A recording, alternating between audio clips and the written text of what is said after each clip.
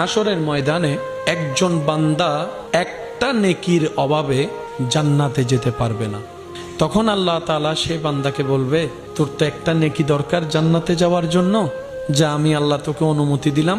এই হাসরে তো তোর অনেক আপন মানুষ আছে, আত্মীয় স্বজন আছে, অনেক মা বাবা আছে, ভাই বেড়াদার আছে, হ্যাঁ, অনেক বন্ধু বান্ধব আছে। যা, কারো থেকে যদি একটা সওয়াব নিয়ে আসতে পারস, আমি আল্লাহ তোকে জান্নাত দিয়ে দিব। সুবহান।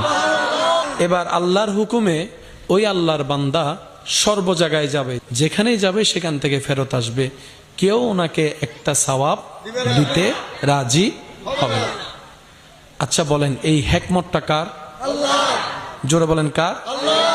এবার একটু খেয়াল করুন, দিলের কান দিয়ে শুনুন।